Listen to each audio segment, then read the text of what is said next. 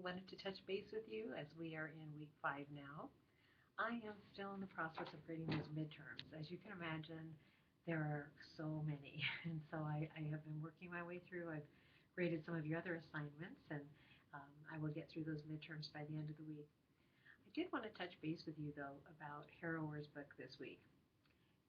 One thing I like about that textbook, it's so practical. The visual representation of writing styles and the examples and the way he's laid it out is really wonderful. And actually, at some of the journalism conferences I've attended, he's been there, and he really took a lot of thought and patience with how to best get that information out there in a way that's really understandable for people who are just beginning to study the world of journalism. So features, as you look through the chapter summary, I actually posted in Blackboard a summary from the publisher just because I feel like there is so much meat in this chapter in Harrower book. It talks about the various features, the lifestyle, health, science and technology, entertainment, food, home and gardens. These are the kinds of things you see within, like if you think of a Sunday paper, Sunday issue of the LA or New York Times, these are the kinds of features people just really look forward to reading. There are also features that are the personality profile, human interest story, backgrounder, trend story, reaction, consumer guide, or personal narrative. When I was the advisor of the banner, we would occasionally have personal narratives where maybe somebody who went through intensive weekend training for ISP or who went through new student orientation would write from a first person standpoint. So although first person is not done all the time in journalism, there is a time when it's appropriate.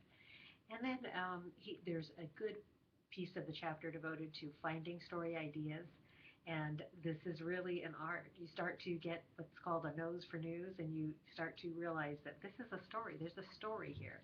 I remember once we did a story in the Angelos Yearbook on Art Cleveland, who is one of our vice presidents at CBU in institutional advancement. And he said his wife had worked as a journalist for a small town newspaper where they lived in the Midwest. And her job was to take the phone book, and every week she would pick a name out of that phone book and go and do a personality profile on that person. Everyone has a story. So when it comes to profiles, it just takes you as a reporter, you as a writer, digging in and finding that story and then telling it in a way that's interesting to the audience. There are other types of information that goes into the paper that isn't considered the basic news. Editorials would be one. Sorry about that. Editorials are one of these.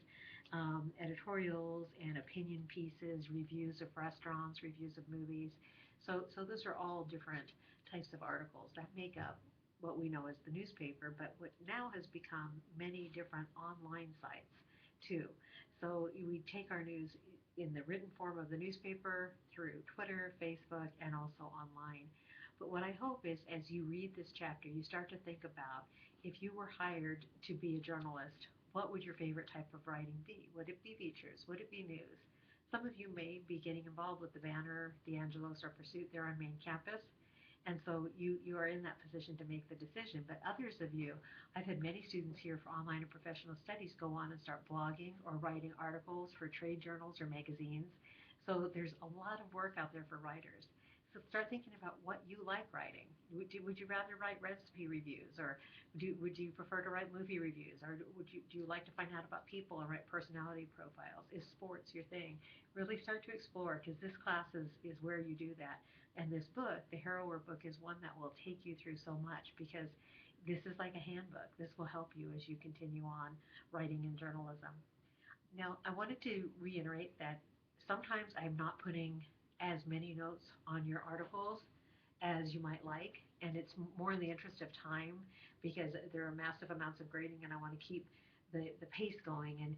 But at the same time, if you're a person who you really would like much more feedback, just send me an email and say, on this article I did, I'd like you to give me more feedback. I will do a tracking changes document and really look at it in that case. I just hate to do it for each and every student when some of you, you just want the minimum comments and you're happy with that. So I want to be sure if you do desire more that I can do that for you.